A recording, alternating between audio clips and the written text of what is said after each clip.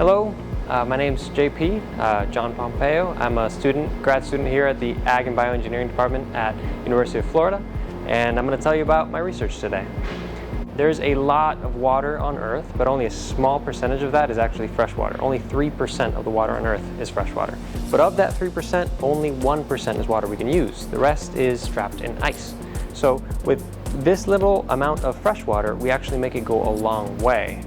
But most of it goes to agriculture. So 70% of the fresh water that is on Earth today actually goes to growing our food. So most of the fresh water that we use actually gets pumped out of the ground from aquifers. And that was fine before. But as our population keeps rising, those water levels keep going down because we're increasingly extracting more water from the ground and it can't replenish fast enough.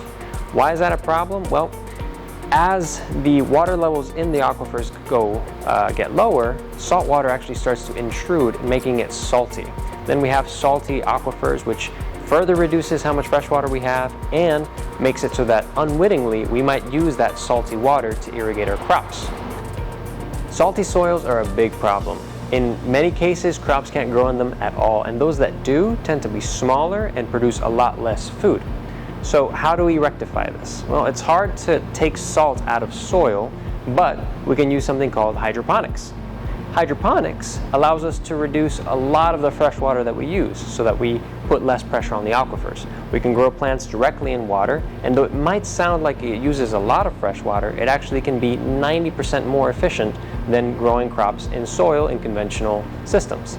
But what if we could grow crops without any fresh water at all? Now, we're not there yet, but that's the goal.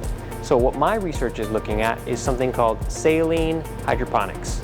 The great thing about this is that we can actually use salt water instead of fresh water for growing crops. Now, when you do it hydroponically, the water is in the hydroponic systems in the channels, so you're not affecting the soil. You're not adding salt to the soils. And the great thing about this, we're using less fresh water, which means our aquifers can replenish and we have less saltwater intrusion, meaning we save our freshwater aquifers, we reduce our freshwater use, and we can grow more crops with another water source that isn't freshwater.